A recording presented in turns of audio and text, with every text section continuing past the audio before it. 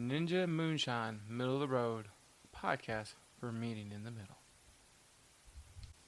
All right, All right, it is. ah, Okay, go ahead. Go ahead. wait, a little crossfire there. Ninja Moonshine, Middle of the Road, Moonshine, take us away. All right, so there was some interesting news, just small bit of news, nothing like a Nothing earth Supreme shattering. Court. Yeah, nothing like a Supreme Court overturned a law that had been in effect, a nationwide law that had been in effect for 50 what is years. it? 50 years. 49, 49, right? I don't So know. All the reports keep saying 50. I guess they're rounding. Yeah, they're rounding. Okay, that's fine. So 50 years, 49, 50 years, Roe versus Wade, allowing women as a federal law to be able to terminate a pregnancy at a certain amount of time. I think it's a great day because it's a win for 63 plus million, and that's just what's on the books. 63 million babies have been I don't know how else to say it, but pretty much just killed, murdered since 1973. And it's I've got a little bit of, I did a podcast that I haven't even put out yet on that this morning, but I think it's a victory for people, and I think Chris, or excuse me, Ninja. Uh-oh, the That's cat's fine. out of the bag. All right. Don't bother me. Chris Allen, go ahead. Come at me. Yeah, so no, I'm just saying is I'm really not trying to make this into a divisive thing. I'm just saying that I think that the greatest example of pro life is when you look in the mirror and say, hey, I'm here, and I'm glad someone didn't decide to abort me. And I will agree with you on certain levels of this, but there's problems. And there's issues. And there's things that aren't taken into account when they do this. And do I think abortion should be allowed up to the moment of birth? And one of the more ridiculous things I heard when the Republicans were doing their little victory speech were up to 1 minute after birth. That was one crazy person that wanted to make that a law. It wasn't the stance of pro-choice people. Most pro-choice people actually want it early. They don't. Once a heart's beating, they don't want it, like first trimester. But the problem with the anti-abortion is most of the laws that get passed don't take things into consideration that really should be considered. If a woman is doing what she's supposed to be doing, going to school, abstaining from sex altogether, doing the right thing, right? Because she's not ready, so she's family planning like she's supposed to, and then she gets raped. Mm-hmm. There's, in all of these anti-abortion laws, not all of them, in most of them, there's no exception for that. So now this woman, who, say, in college, now has a baby that she never wanted from a crime. Okay, so you're saying that in overturning Roe versus Wade that you cannot have an abortion after being raped? No, in a lot of these states' laws, there's 26 states specifically that have already, 13 who had trigger laws on the books that outright flat made abortion illegal. Mm-hmm. So there's no exceptions. And if you have a medical crisis where you need an abortion to save your life, you have to go through a board and a panel, and even that is actually ridiculous. Because you can the fetus can start growing in a fallopian tube, which can kill the mother. A fetus can become unviable. It could be a dead fetus inside your body, right? And the way these laws are written, they can't even remove that, and that can kill you because it can cause gangrene and cause infections. The laws are not fitting to what the real world. Say a case of incest, a 12-year-old girl, right, gets violated in the worst possible way and gets pregnant. The way these laws are written now, the way they're going to go into place, a 12-year-old girl will be forced to carry a baby to term. Mm-hmm. That's not good. That's not helpful. Well, I do not agree with that. If you are sexually assaulted and raped and you become pregnant, then I definitely believe that you should be able to have an abortion. Yeah, and let's say you find out in the first 2 months, the fetus is medically proven not viable at that point. Which, I say once there's a heartbeat, it's over. You have the baby. If you waited that long, okay. But there needs to be a level. And with some of these laws, they're trying to take away like the Plan B pill. Mm-hmm. Would you take that before you could even possibly be pregnant? Like you take that the day after you have sex. Mm-hmm. They want to take, with some of these laws, they want to take away that. Those things are a problem. I get it. Using abortion as straight birth control, like Birth control. that is an issue, okay? But you take a high school girl who was stupid and made a mistake, and within the minute she finds out within 6 weeks that she's pregnant, she's like, I don't want to have this baby. It'll ruin my life. Like, is there a point when, you know what? It's early. The baby doesn't have a heartbeat. Like, it's not developed yet. Yeah. Is that okay? And in my mind, that is okay. That's a choice. It's a hard choice for that person. I would never want to have to make it, but the world is going to be a little better place than bringing in another thing, an unwanted child, because an unplanned side effect of Roe versus Wade in 1973. Did you realize reduced the crime rate by almost 20%? Mm-hmm. Because it turns out children being brought up who weren't wanted into poverty with nothing turned to crime. Mm-hmm. And so Roe versus Wade actually reduced crime in the nation by like almost 20%. Right. So that's kind of how I feel about that. Like, I understand, don't use it like it's Skittles. So we could regulate it, but we can regulate something without making it completely illegal. I couldn't even imagine a mom raising a child from a rape and have to look at the face of her rapist in that child, because it's going to look like the parent every day. Well, again, let's go to the high school student, the female and the male, both of them. And there should also, now, here's my thing. There should always be a connection, because it takes two to tango. Yes. It takes two people to have a baby. We need to now, if we're going to push this, we're going to overturn Roe versus Wade. We need to do a federal law that connects the father and the mother to the decisions and the well-being of this child. Well, they feel like that they have that system already in place with child support, which that's going to be an awesome one. I think that's a joke. Child support's a joke. Well, yeah, especially if you don't pay it, you go to jail. Which, how are you supposed to pay it from jail? But how many people I've worked in corrections and worked in jails.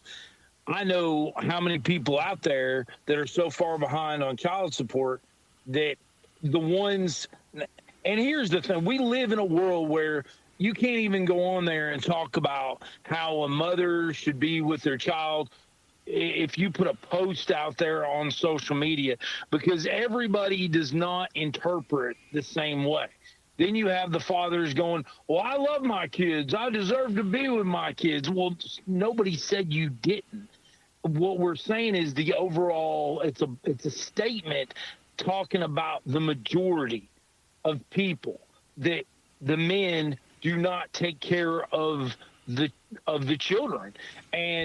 But in high school, well, listen, we're human beings. You make choices and then you have consequences. So you need to learn at an early age that if I'm out here, and I've been very promiscuous, I said it on my podcast. If you're out here and you're very promiscuous, you're doing the things you're not supposed to do, then guess what? You're going to have to take responsibility for those actions. And I know it takes the future, the boyfriend that sometimes can be a big-time athlete or a scholar that has a big future planned. Well, you made the decisions. Now you've just removed some of your choices, but you've also, in fatherhood or in motherhood, you've also possibly changed your life to where you may be more understanding of loving someone and loving something. That's Or my take on it. or you're so bitter and hateful that you treat the kid horribly. Right, but you were the one that wanted to lay down, and we're human beings. We enjoy sex. It's And just what it is. what if the people did everything right? What? I mean, look, nobody's going to abstain from sex. Okay? Right. God made it feel too nice. Uh, but let's just take the high school situation, or even a non-high school situation. Okay? We'll say a 27-year-old who's working on her career with a husband who's working on his career, and they're not ready to have children yet, so she's on birth control, right? Mm-hmm. He's using a condom. Okay? They're doing what they're supposed to do, but none of that stuff's 100% effective. Okay. Should they, and she ends up pregnant, and they find out in the first 6 weeks, which even Texas law originally said first 6 weeks is okay.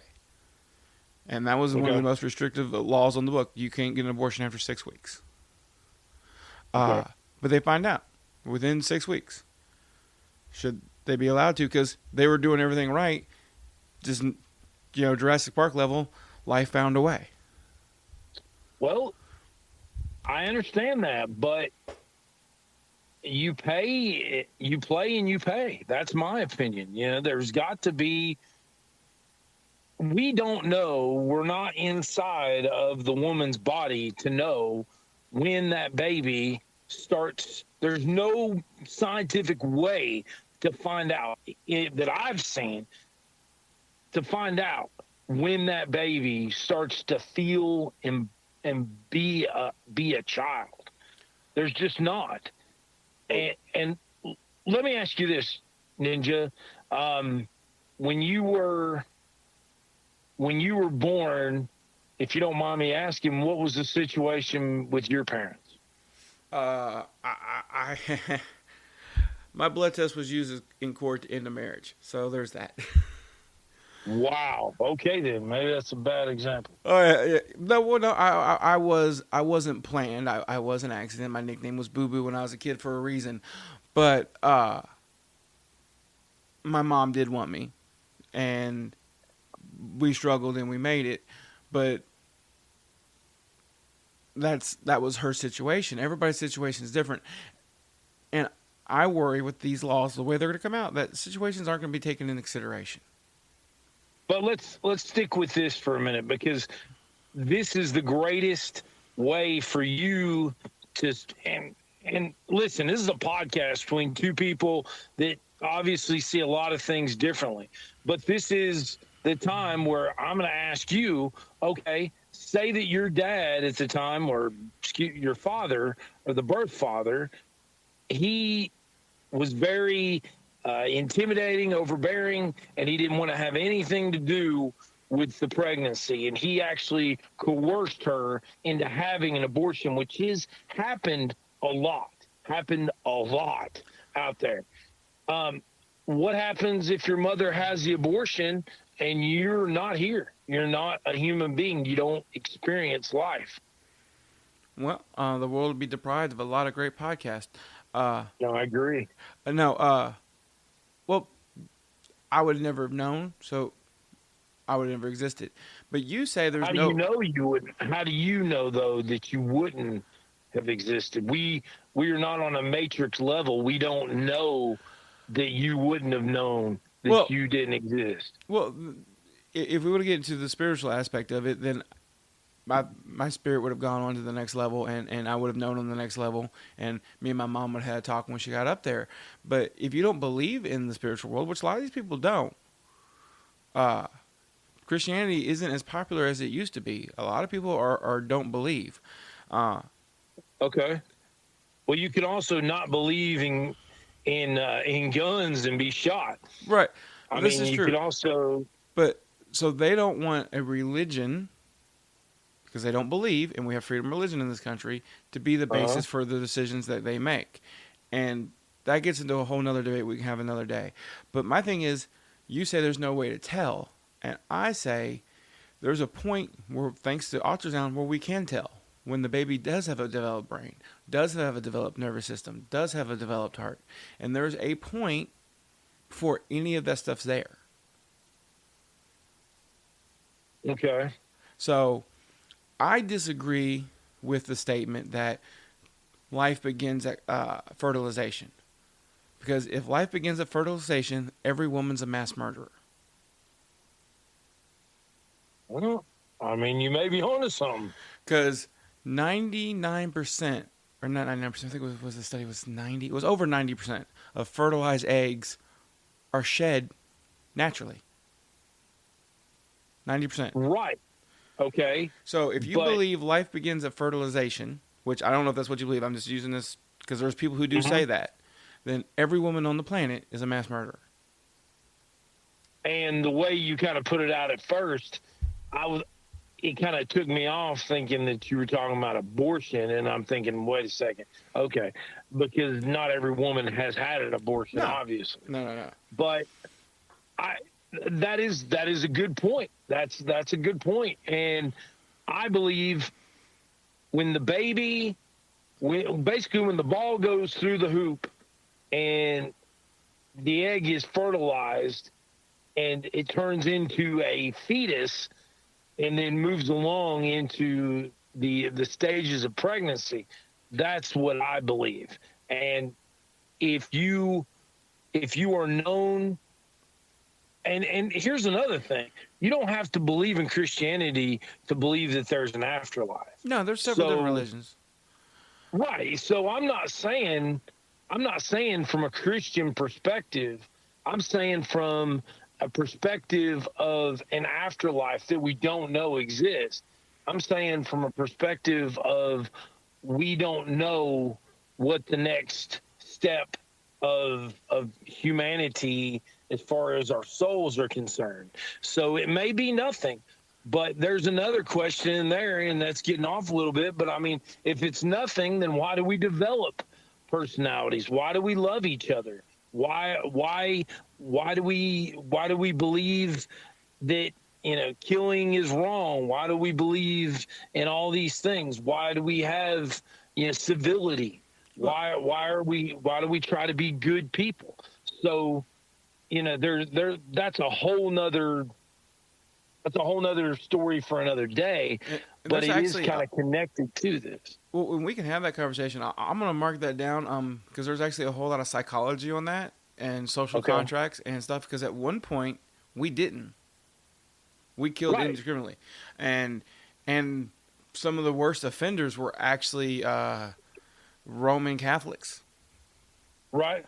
And the Crusades and a whole bunch of stuff they did in medieval times before they decided to actually follow the rules they were supposed to be following. So we can have that. That's good. I think that'll be another good podcast. Look for that one in the future, guys. We'll talk about the psychology, social contracts, and everything you're talking about. My thing is, I don't like people telling me what to do to a point. Mm-hmm. I don't like. That's where you fall more into the middle than the left. Right. Like. Our last podcast, we talked about guns. And I made it very clear, I'm not take the guns away, take right away people. I just want to make sure only the right people get guns. Because I don't want the government to take my right away to have a gun if I can prove that I'm a safe person with a gun. And to me, this is taking a right away from women that has been guaranteed for 50 years. And on another note, I really wonder if this puts Brett Kavanaugh, of the last 3 conservative judges, puts them in legal trouble. Why is that? Because all 3 of them testified under oath that they would not mess with this law. Okay, therefore, you're over my head on this one. I try to speak from a perspective of kind of the common, and you made it a good point. And then I even, on a private conversation, I said, well, I don't consider myself a common person, but I do have a common perception the way I look at some things, and that's the way I talk about it. But I do not know that Brett Kavanaugh and the other Supreme Court justices came out and testified that they would not. They swore under oath that they would not in their change this law. in their confirmation hearings, they have to have you're under oath. They have to ask you a bunch of questions. It's actually where they, and when they did this to Brett Kavanaugh, it was ridiculous when they went after him about some supposed accusation when he was 19. Yeah, that was well documented. During all these hearings, they always ask about this law, and what all three of them said was they would follow, and I always mess this word up, the 50 years of presidents. That's we're going to respect the presidents of this law. So if you go in and changing it, that's overturning the president. That's the exact opposite of what you said you were going to do, and you're under oath when you're being in the confirmation hearings. So the whole thing of being a Supreme Court justice, though, is to change things that the majority of Supreme Court justices feel are inaccurate. And so that's why I wonder. I don't think anything of it, but I do wonder because if you say you're not going to do something, and then the first thing you do when you get a chance is do that, and you did that under oath, is that that's something I don't know. I'll have to look into. That's why I asked.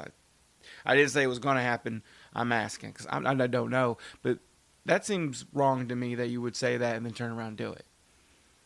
Right. Well, that would be something that we definitely need to look at and update in a further podcast. Now, I have a couple other questions. One, what do you feel about what Clarence Thomas said after they made this change? Or do you know? I do. Yeah, I don't know. What did Clarence Thomas say? Well, he said three things, three other cases they want to revisit. I had the names in front of me, but I don't remember the names, but I can just tell you what they overturned. They want to overturn a law that made sodomy legal.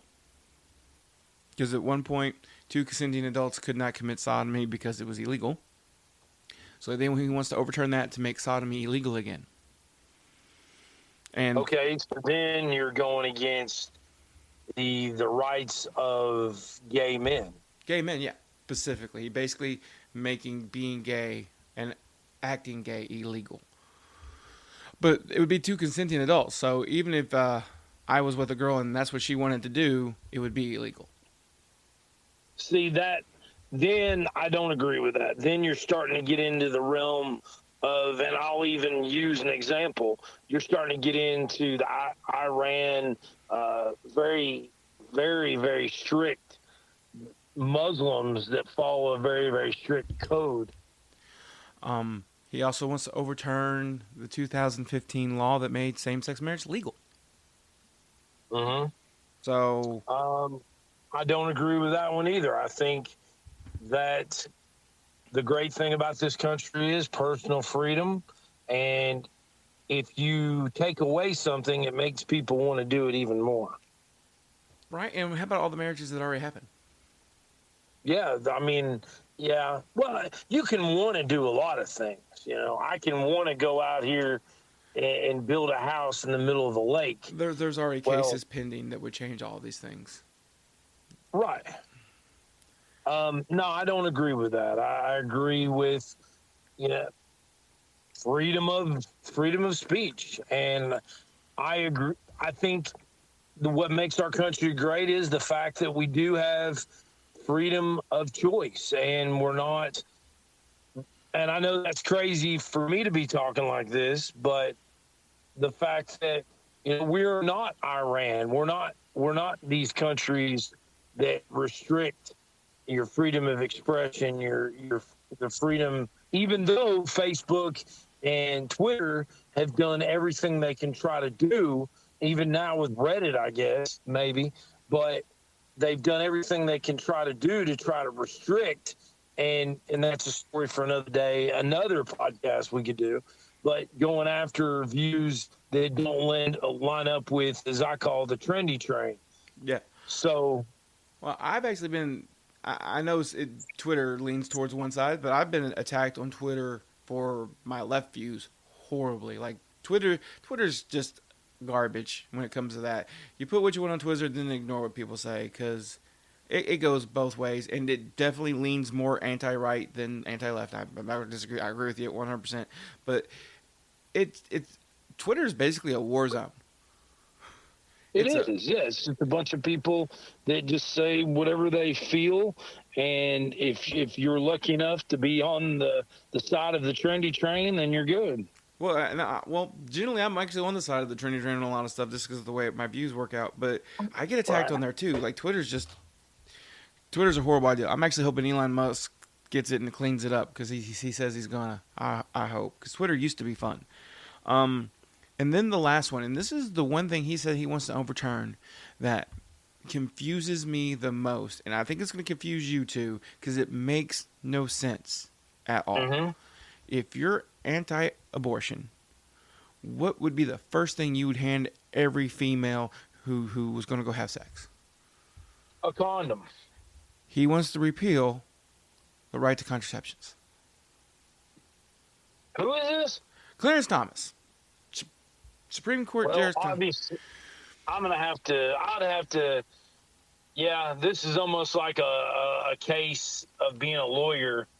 I go back to all the knowledge I know about being a lawyer to my cousin Vinny. Right. Yeah. And I'm going to need to go over all this stuff before I can really comment on it. I'm going to give you the short version. He wants to repeal the three cases. And the one I'm talking about, so you can look it up later, is Criswell versus Connecticut. There's a 1965 ruling in which the Supreme Court said married couples have the right to obtain contraceptives. Okay.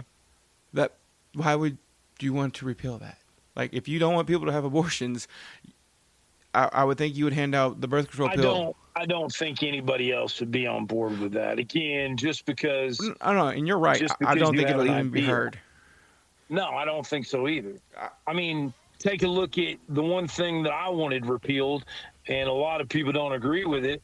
I want to say 1961 flag desecration. You can burn the American flag, and I don't believe in burning the American flag. And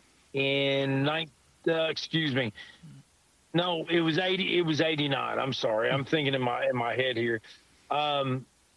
In 2006, was it? I want to say Hatchett out of Utah.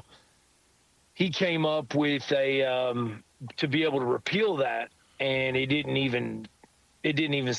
missed being even sent down by like 1 or 2 votes. So it's one of those things where, yeah, I mean, you can want something all day long, but I don't see other people. I mean, we live in I can't believe that in the world we're living in today, that the Roe versus Wade was actually overturned. Well, it was overturned because Mitch McConnell hijacked the Supreme Court. And we could have that talk if you want, because what Mitch McConnell did was dirty and wrong. How did he hijack the Supreme Court? So in Obama's last 2 years of president, and I don't mean like the last 2 or 3 months, but 2 full years, a Supreme Court justice died. Okay. I don't remember the name. I apologize, I don't remember the name.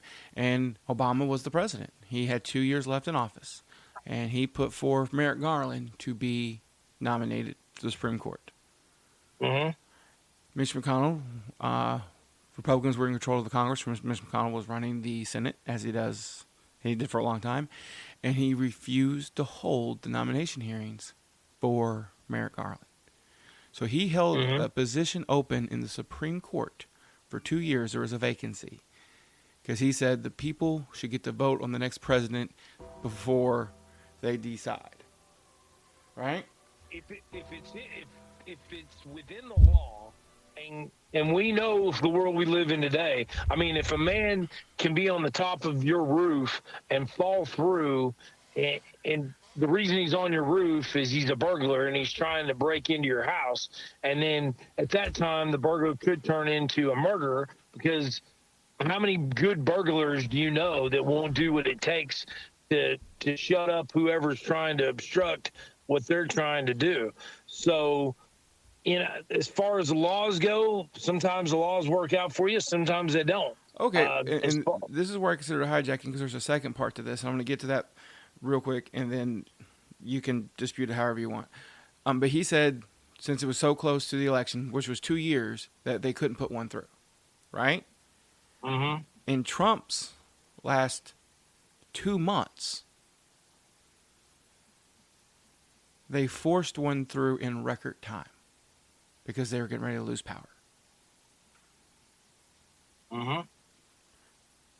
That's Okay. So, but was it within the law? within the law, maybe, but when you say it's a rule to do things one way, and then when it's the shoes on the other foot, you're like, oh, well, that's not really what the rule is. Well, but let's be honest, Ninja, that's politics. I mean, me and you could go back and forth with Nancy Pelosi and all the crap Oh, I ain't a that fan of she's her either. pulled. Harry Reid, all the garbage that they've done, and I mean, it's just the same on both sides. And honestly, I'm not so much mad about them forcing Amy Coney Barrett through because Trump was president and the position came open. I'm more that they left a vacancy for 2 years because they didn't like his choices. Mitch McConnell actually got on late night television after Obama was out of office and bragged that they held open something like 300 openings for judges that needed to be appointed to federal courts and backlogged all the courts just so Obama couldn't pick the judges. What late night show was he on? Because I, I don't. I saw the clip. I do not remember which one on. It had to have been Fox News because it damn sure if it was CNN, they wouldn't have allowed him to basically go on about that, and it wouldn't have been the Tonight Show. It wouldn't have been Jimmy Kimmel. I could look up. I could look up the clip too. It probably was a Fox News show, but he was literally bragging that he basically held all these positions open, backlogging the federal courts just so that they could make sure a Republican president. And they asked him like, "Well, what would you do if Trump hadn't won?" He's like, "I would have kept them open. I wouldn't have filled them." Yeah. Like Mitch McConnell's a horrible example of a leader. I agree. I mean, yeah, I agree. But let's do this. Let's get back on. Oh yeah, let's I'm sorry, I got focus. sidetracked. No, you're good. Hey man, I'm the king of sidetrack.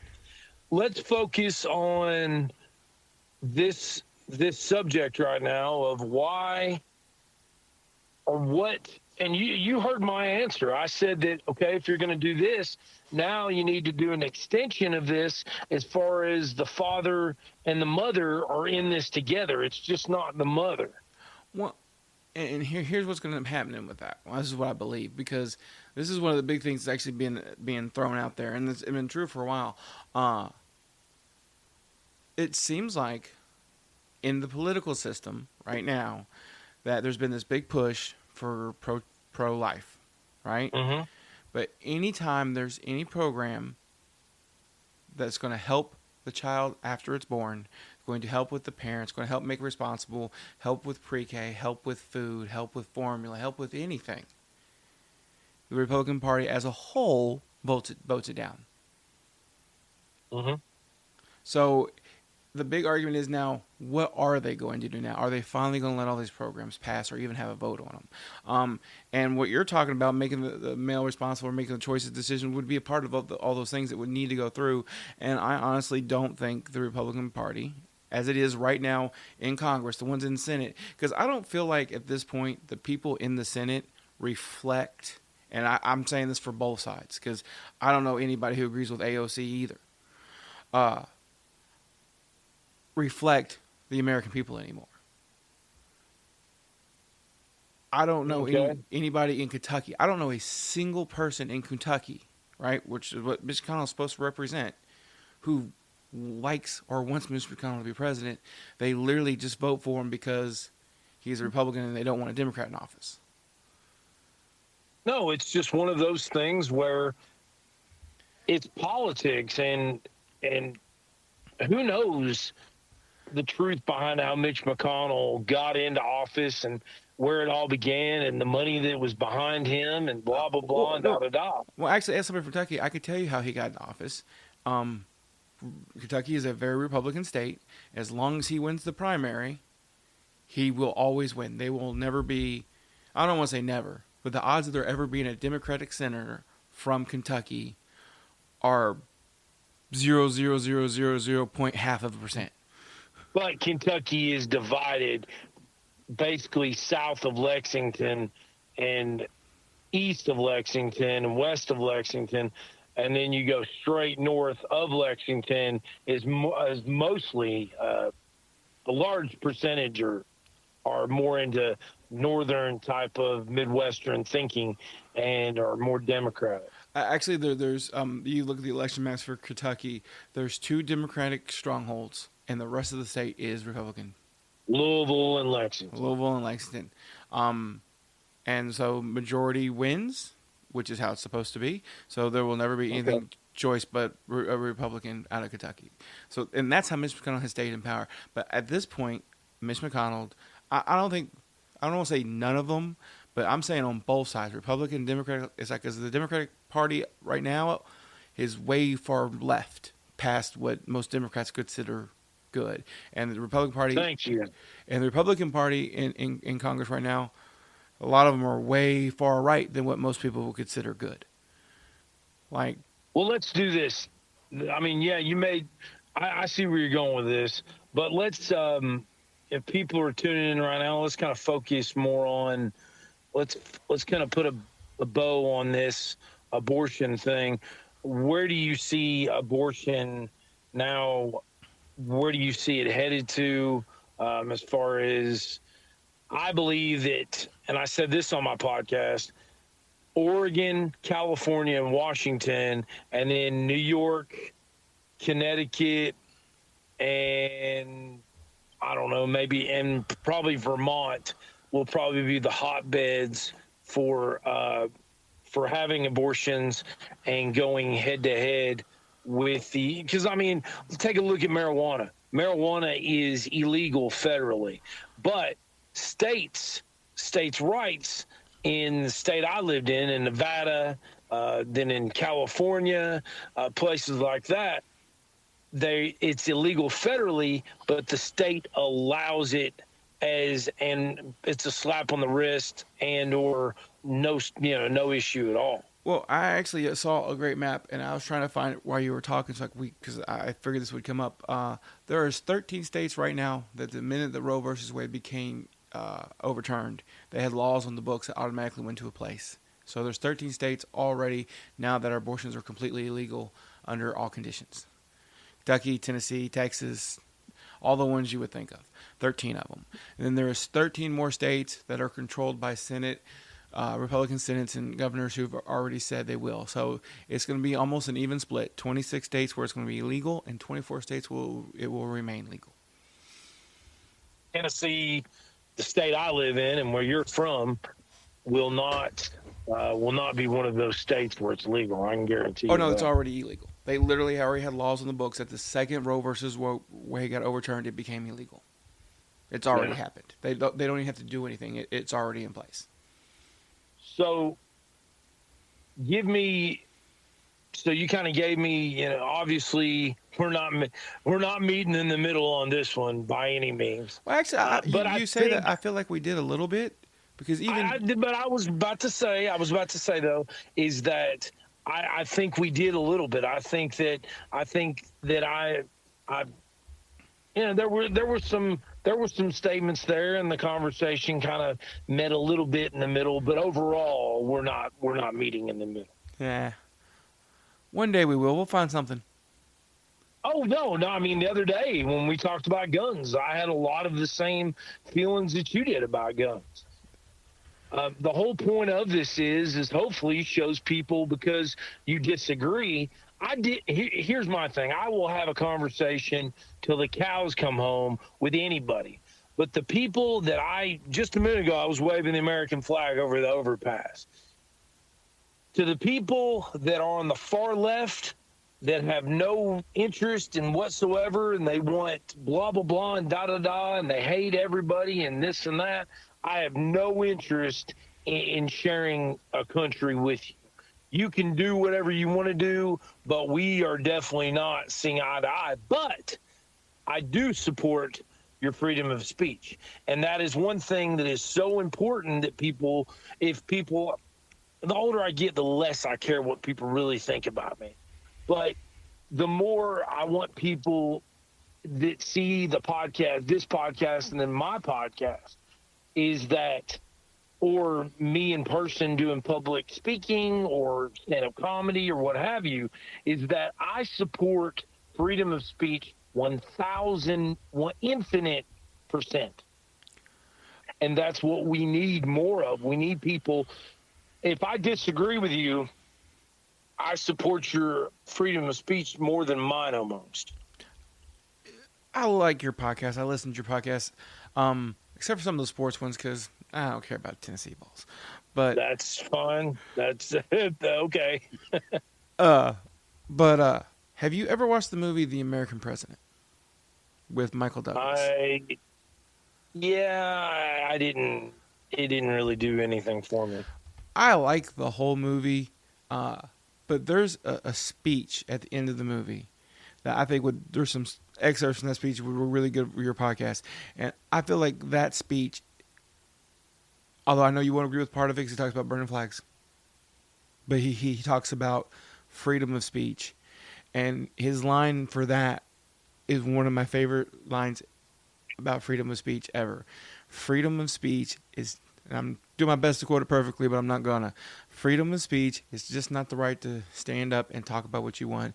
You have to be willing to stand next to somebody and listen to what they have to say, even if it was something you would spend the rest of your life speaking out against. And you have to let them have that time. And that is freedom of speech. It isn't everybody telling you what you want to hear. It's even giving them the time to say what, even if you hate it. Absolutely. And that's where we did meet somewhere in the middle. And I agreed with you, is that if we're going to continue restrictive laws on everything, there needs to be common sense abortion laws.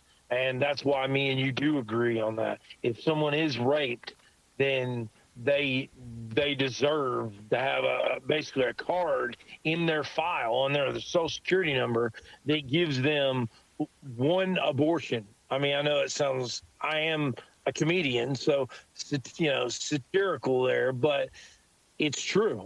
You get one abortion. You get to take care of that situation, because that is beyond traumatizing. Right. So, and then if someone is sick or dying, then they definitely, or if they're dying because of the baby that's inside of them, the fetus that is not turned into a baby, then they need to have that removed as well. And I stand for that.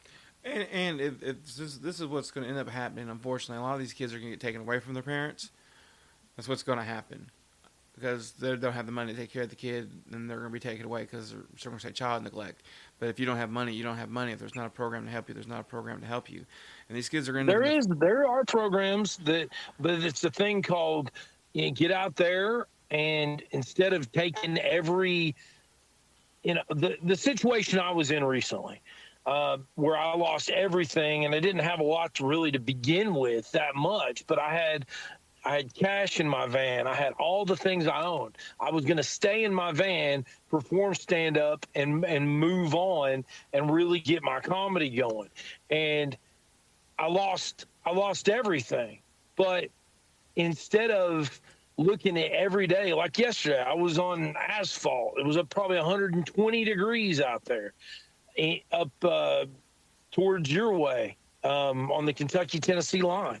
And instead of looking at every day and like putting years ahead and going, oh, I'm going to be doing this, get yourself in a job, work, do what you have to do. If you don't want to stay there, save up your money and move up to a new job. Don't look at it as this big giant black hole. Look at it as an opportunity. Look at that you're building your inside of you, from when you're born to when you die. You're constantly building an internal you. You're building a frame of where you build who you are, and the passion that you have for life, and the internal strength that you have. When your van breaks down, when your van burns to the ground, Do you put your hands up in the air and just throw yourself over a bridge? Or do you say, okay, well, let me see what opportunities I have. Let's see what's out there. And I'm going to make myself better. I will survive. And I agree And with you, and I wish everybody had that same mentality you do. I really do. I wish, but we both know that's not going to happen. well, So we got to take care mhm. of the kids that are the products of the people who can't do that. Not that they don't want to, because they might want to, they can't. We got to take care of those kids. So if we're going to do this, then we need to increase the funding for the abortion, or not abortion, I said abortion, adoption programs Mhm. and foster care programs. That way, Yeah. when the kids, inevitably, some kids are going to get left behind. It happens now. Uh, that way, those systems are better. Because I'll say it, I adopted my child. Do you know what it costs for a willing adoption? No. We paid almost $4,000 to Wow. take this kid who was abandoned, that nobody wanted, and give him a life. We had to pay $4,000. Wow. And nobody to help, no programs to help, nothing. Which we weren't looking for help. You know, we loved the kid. We took the kid. That's my son. Anybody says any different, they're gonna understand my Second Amendment rights. Um, that's my boy. But that makes the system as it is right now, the foster care system and the adoption system, which are going to be affected by this change, whether we like it or not. Because you're right, people should look to the next day and try to improve and always get better. But sometimes people get so broken they just can't, and it happens, and it's not right. And hopefully one day they can get together and do what you're saying. But realistically, we both know not everybody's going to do that. So we got to. Well, yeah, but you can't. Well, I just said we You need to can't. focus on the kids. We need to Right, improve but those you can't programs. set up our laws for the minority. We can't start changing everything as a civilized society to, and that's another podcast for people that believe that they were born in the wrong bodies, that people identify as, I mean, straight up as pussycats and dogs and helicopters. We have to set up our laws in the way that we look, the way we have society in a civil manner, and it can't be alternative lifestyles cannot dictate how we live. Well, and to me, that's a different subject. This is literally about improving the system we already have, that we already use to take care of children. Because I've worked in the foster care system and I've adopted a child, and I know how underfunded, understaffed, and overworked these people are. And if we're going to create a system or create an environment where there could be more strain on that system, we have to reinforce that system. And that isn't about helping the parents; it's about helping the kids who had no choice. Okay. Okay, like if your parents wants to be an alternative lifestyle and you get abandoned because of it, and you get stuck in foster care, and from people who are trying to help you in the foster care system, then that system needs to be propped up more. Because to me, what you're talking about isn't part of that. It's separate. We're talking about you're pro-life because you're for helping the kids. I'm talking about when a kid gets abandoned and is in that situation, that we need to make sure we're doing enough in those foster care, the social worker systems, where they're taken from the family, not the ones with the family, where they're taken from the family, to help prop up those systems, because Hmm. they're severely underfunded, understaffed, and it's going to get worse with the change in these laws. Because there's going to be more unwanted children, and I don't know how you could unwanted a child. They're the most wonderful things on the planet, but it is what it is. So we need to prop up those systems to help the children, because those systems are specifically about helping the children. If you disagree with there being more programs to help the parents, and that's a different podcast, but we need to do stuff for when they get taken away, or make adoption easier. Do you know why people go to foreign countries to adopt so often? It's cheaper, and the court systems are easier there. It took me almost 2 years to do a willing adoption. They have to improve those systems. That way these kids are taken care of. Because that's what it's all about, is taking care of the kids. And I would hop off my soapbox on that one. All right, so I think what we've done is, I think there was some middle of the road conversation, but overall, yeah, we didn't come to an agreement on this one. Very, very good conversation and podcast. Again, I think what's good about this podcast is we do use facts, because facts do matter. Oh, yeah. But what we try to go from a perspective of somebody that is just the regular person, not using too many huge words and all this stuff, and trying to speak to people on a regular, normal front, you know? Or in my case, not be able to say the word ever correctly. Yeah. No, yeah, you're good. What was it? You last time with the Magna Carta, and then me this time with Yes. I can't say it. I can't say it. No, well, last time, yeah, I kept saying Carpe diem. Yeah, I kept saying Carpe Diem as Magna Carta, and then I'm lucky I didn't. And when people hear Magna Carta, they're thinking of the 3 ships from Columbus. Wow. So the Mina, the Pinta, the Santa Maria. But let's end on that note. Freedom of speech is the greatest thing, and this is an amazing country. It allows people like you and I to be able to have our own opinions, and we cannot change that. So we have to stay on that. And you had some great points. I'm Moonshine. You're great, man. Some of the stuff you said made me think. Well, I really appreciate it. And then some of the stuff that you said made me think. So that's what we do. And I'm Moonshine. And I'm Ninja. And we appreciate you for listening. This is the Ninja and Moonshine podcast, middle of the road, until someone sues us and we have to change it. Everybody have a good week. All right. We'll talk to you guys soon, and go USA. That's right. I hope everybody enjoyed the show. And I hope you enjoy all the shows on the Ninja Podcast Network. Please check out our other shows. Ask the Angry Ninja Show, Angry Ninja Presents Not a Kid's Game, our D&D podcast, Chris Allen's Audio Stories, where I read some short stories to you that I wrote. Ninja and Moonshine, Middle of the Road podcast, guy from the left, guy from the right, coming together and trying to meet in the middle. Doesn't always work out like that. The Ninja News and Politics Show, Outrageous Stories with the Angry Ninja and the occasional special guest. And Sports Talk with Ninja and JMO. Those are the shows. If you want to reach out and contact me or anybody on any of the shows, you can reach me, and I'll pass on the message at cman2342 on Twitter, or an email, asktheangryninja@gmail.com, or just get on Facebook and search for the Ask the Angry Ninja Show, and we'll reach out and talk to you. We love questions. We'll answer your questions, any topics you want to cover, or hey, if you want to mail me a prize. I like prizes.